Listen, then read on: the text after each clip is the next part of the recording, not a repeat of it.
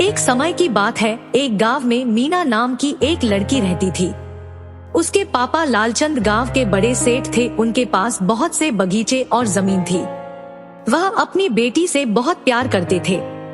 वह उसकी हर जरूरत को पूरा करते थे, जिसके कारण वह बहुत बिगड़ गई थी और घमंडी हो गई थी। वह कभी कभी अपने पापा के सामने अजीब सी मांग रखती थी, जिसको भी उसके पापा पूरा करते थे। वह कभी कभी अपने घर के नौकरों का अनादर करती थी। लीला की एक दोस्त रमा थी, जिसके साथ वह अक्सर खेला करती थी। एक दिन लीला उसकी दोस्त रमा कुछ दोस्तों के साथ मेले में जा रहे थे। वहाँ पर रमा जिस तरह चल रही थी, उससे एक बूढ़े व्यक्ति को टक्कर लग गई और वह व्यक्ति गिर गया। जब बूढ़े व्यक्ति ने लीला से संभल कर चलने के लिए कहा तो इस पर लीला ने बूढ़े व्यक्ति को बोला, इसमें उसकी ही गलती है। कुछ देर मेले में घूमकर झूला झूलने के बाद वह मेले से आने लगे। बीच में उनको एक आम का पेड़ नजर आया, जिस पर बहुत से आम के फल लगे हुए थे। लीला और उसके दोस्त उस पेड़ के पास जाकर पत्थर से उस पेड़ के आम तोड़ने लगे। कुछ देर में उनने इतने फल तोड़ लिए जिससे उन सबका पेट भर जाए।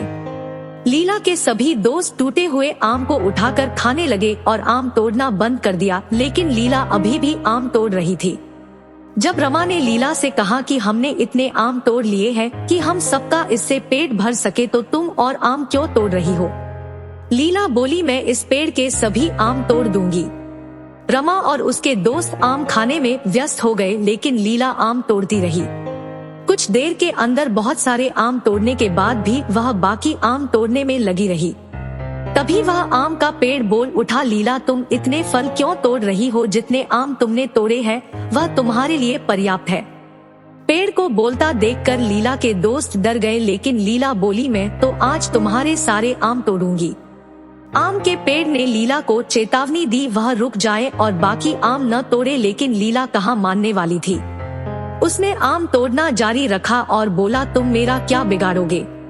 आम के पेड़ ने बोला, लीला तुम बहुत घमंडी लड़की हो, तुमको सबक सिखाना ही पड़ेगा। इसके बाद आम के पेड़ ने लीला पर जादू किया, जिससे उसकी मूंछें निकल आई। उसे देखकर उसके सभी साथी हंसने लगे। लीला आम के पेड़ से विनती करने लगी, वह अब ऐसा नहीं करेगी। वह उसकी मूंछों को हटा दे, लेकिन आम का पेड़ बोला, पहले तुम जाकर अपने पिता को लेकर आ, अगर वह मुझसे इसके लिए बोलेंगे तभी मैं तुम्हारी मूंछों को हटाऊंगा। यह सुनकर लीला मुंह पर चुन्नी लपेटकर घर जाने लगी। मार्केट में जाने पर बहुत तेज हवा आई और उसकी चुन्नी उड़ गई, जिससे सभी लोगों ने लीला की मूंछों को देख लिया और मूंछों वाली लड़की कहकर हंसने लगे। लीला उन सब से पीछा छुड़ाकर अपने घर चली गई और अपने पापा को सारी बात बताई।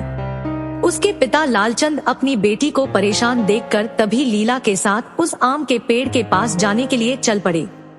आम के पेड़ के पास जाकर लीलाचंद ने उससे अपनी बेटी की मूंछों को हटाने को बोला। आम का पेड़ बोला, तुम अपनी बेटी की हर जरूरत को पूरा करते हो, जिससे वह बहुत घमंडी हो गई है और किसी की कोई बात नहीं मानती। यदि तुमने इसको सही शिक्षा दी होती तो यह इतनी नहीं बिगड़ती। लालचंद ने अपनी गलती मानते हुए आम के पेड़ से अपनी बेटी की मूंछों को हटाने की विनती की और लीला ने भी आगे से कभी ऐसा न करने को बोला। लालचंद के विनती करने पर आम के पेड़ ने लीला की मूंछों को हटा दिया। इसके बाद लीला सुधर गई और सबसे सही से पेश आने लगी और घमंड करना बंद कर दिया।